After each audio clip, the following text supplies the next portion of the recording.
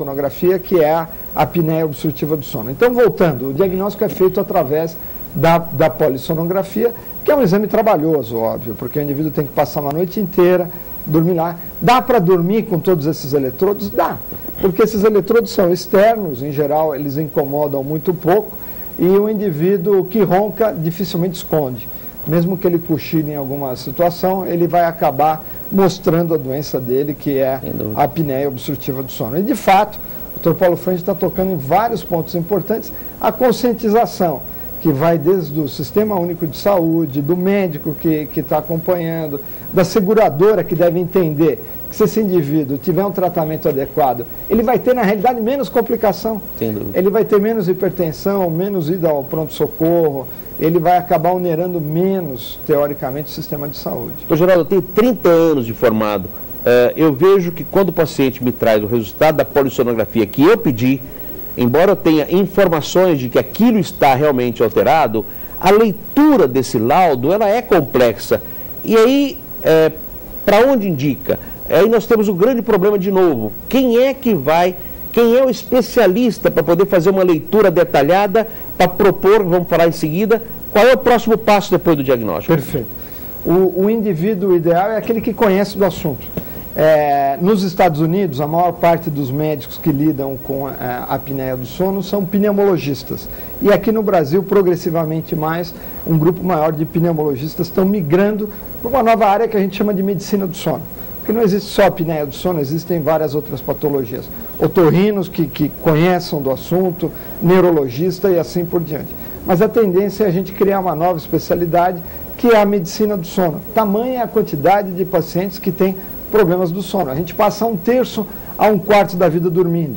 As doenças durante a noite não somem, as que estão durante o dia. E várias que não aparecem primariamente durante o dia, são primárias durante a noite. De fato, é um problema que, graças a Deus, rapidamente a gente tem melhorado a informação, graças a programas como o seu, que tem ajudado a divulgação do problema da apneia. Doutor Geraldo, nós respiramos pelo nariz e alguns casos tem tratamento cirúrgico. A pessoa tem, por exemplo, um desvio muito grande de nariz, adenoide, existem os casos cirúrgicos para tratar? Sem dúvida. Na criança, por exemplo, criança também ronca, criança também respira mal. Então, na criança, o tratamento principal da apneia do sono é retirada de amígdala e adenoide, porque elas, em geral, têm o tônus da musculatura mantido e o problema é mecânico, é uma cirurgia simples que resolve a grande maior parte dos casos das crianças. A criança tem um outro detalhe, ela, em geral, ela não se manifesta como sonolência, ela tem hiperatividade. A criança ela não fica sonolenta, ela fica nervosa, irritadiça, não consegue se concentrar e muitas vezes é porque está dormindo mal. No adulto, que tem desvio de septo, que tem o nariz ruim, obviamente a cirurgia está indicada. Existem cirurgias de garganta que vão abrir a garganta, que tem um papel muito controverso na literatura. Mas a grande maioria dos casos tem toda uma orientação clínica, ou seja, é preciso emagrecer, é preciso mudar a posição de dormir, deixar de dormir de barriga para cima, evitar o álcool 3, 4 horas antes de dormir, evitar de se alimentar muito antes de dormir, mas na grande maioria das vezes é necessária a orientação de um equipamento, de um aparelho que trata esse processo para que a pessoa já no dia seguinte já saia com um equipamento que possa tirar essa angústia, esse sofrimento todo do paciente.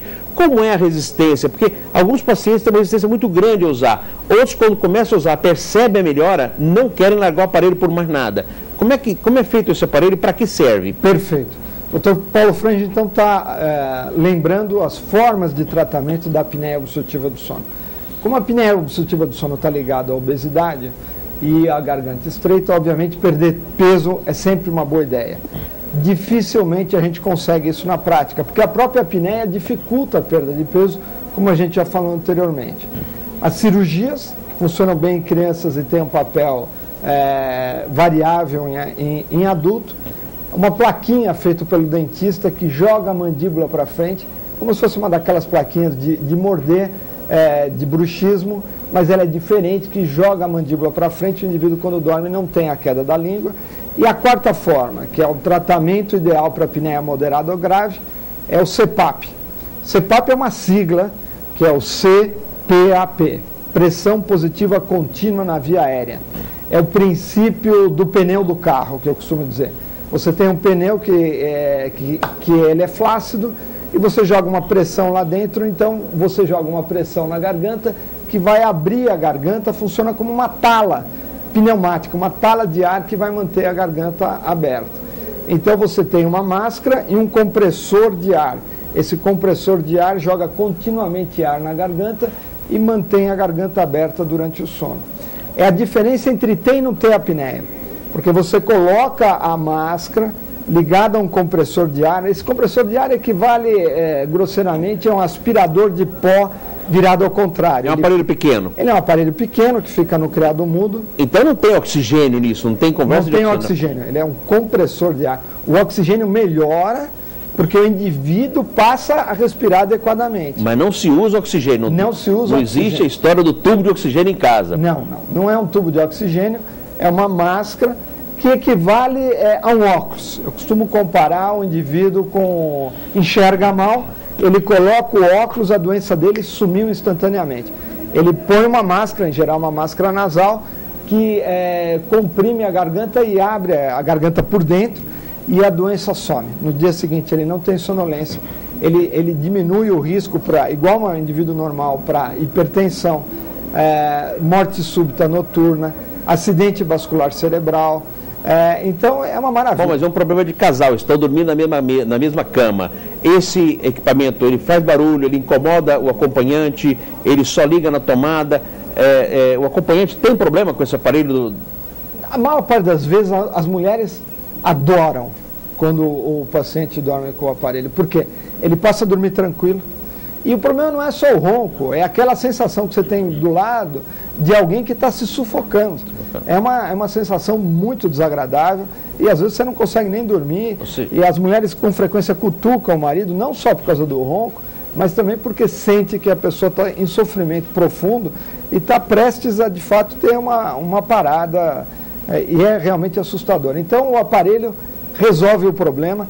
E tem gente que usa e tem gente que tem mais dificuldade, mas vencido as barreiras de adaptação, é realmente uma mudança brutal no indivíduo que usa o aparelho. Geraldo, eu vi lá, é uma sacola pequena com todos os apetrechos dentro, ou seja, a pessoa vai viajar, ela deixa em casa ou leva também? Leva como se fosse uma sacolinha, uma frasqueirinha, hoje em dia nas alfândegas, nos aviões, em aeroportos, todo mundo conhece. Porque a doença é muito comum e cada vez mais à medida que a gente está fazendo mais o diagnóstico. Hoje o governo oferece esse equipamento ou não? Infelizmente não. Infelizmente não. A gente sabe que é um problema de saúde pública. As seguradoras também não dão nenhuma facilidade nesse sentido. Quem não pode comprar, porque não deve ser barato, pode alugar? Pode alugar o aparelho. Hoje em dia o aparelho caiu muito de preço. Existem aparelhos em torno de R$1.000, mas que é muito caro para a maior parte da população. Tá. Mas é para sempre, ou seja, se a pessoa emagrecer, começar a fazer atividade física e melhorar tudo, ele pode eventualmente um dia ficar livre disso? Sem dúvida, ele pode se livrar do aparelho à medida que ele perca peso. Vários pacientes, na realidade, acabam usando para a vida inteira e ficam muito bem, porque eles se adaptam, eles mudam de vida, e não ficam bem, ficam ótimos. Doutor Geraldo, eu quero agradecer muito a oportunidade do senhor trazer essas informações tão rápidas, de uma forma tão simples, para que todos tenham esse tipo de informação e possam agregar à sua cultura. E eu quero passar a palavra para o senhor fazer suas considerações finais e dar um conselho para a população paulistana que está nos assistindo agora. Afinal de contas, ronco e apneia, o que nós devemos fazer daqui para frente? Perfeito. Dr. Paulo Frange, gostaria de agradecer imensamente a sua sensibilidade de perceber a dimensão de saúde pública que é o problema da apneia do sono. É um prazer muito grande estar aqui. As mensagens finais. Antes de dormir, a gente sempre fala, não jantar, são só coisas simples e extremamente difíceis de serem feitas. Não jantar depois das 8 da noite. Dormir com a barriga cheia é péssimo para o sono. Álcool, para quem já ronca, é péssimo porque relaxa a musculatura e piora muito. Tratar bem do nariz, porque o nariz desobstruído facilita muito a respiração. Dormir de lado, nunca de barriga para cima, porque a língua cai para trás e piora. Agora, se você já estiver fazendo tudo isso e estiver roncando alto, presta atenção no que as pessoas do seu lado falam, porque as pessoas tendem a não valorizar o ronco, porque a gente não ronca, quem ronca é o outro. Presta atenção se está um pouco mais cansado, tem mais sonolência, se tem pressão alta, se tem um começo de diabetes, um colesterol fora do nível. Isso já pode ser um sinal de que você tem uma apneia obstrutiva do sono e muito, em geral, muito mais grave do que a gente imagina, porque a doença é extremamente traiçoeira, porque a pessoa dormindo não percebe. Então é muito comum a mulher arrastar o marido, ou mesmo uma mulher em algumas circunstâncias que também ronca, que não percebe. Quer dizer, a gente precisa ter um pouquinho mais de sensibilidade para essa questão do sono, porque quem dorme mal não tem a mínima condição de ter um dia bom. Quer dizer, muitos dos problemas que a gente tem durante o dia, que a gente falou aqui, depressão, pressão alta, má qualidade de vida e assim por diante, são consequências de um sono de má qualidade. Então, acho que a gente deveria tentar dormir mais, né? Porque a gente dorme muito pouco, essa é uma outra questão. A gente não valoriza a quantidade de sono e dormir melhor. E aqui hoje a gente falou de dormir melhor e falou da apneia obstrutiva do sono, que é um problema muito, muito comum e ainda pouco diagnosticado. Encerro aqui com os agradecimentos ao INCOR, Instituto do Coração, Faculdade de Medicina da Universidade de São Paulo, disciplina de pneumologia, que nos cedeu o senhor para estar aqui conosco, trazendo essas informações preciosíssimas. Muito obrigado a todos e à instituição que o senhor pertence, que com certeza é um dos grandes orgulhos do Brasil, por que não dizer da América.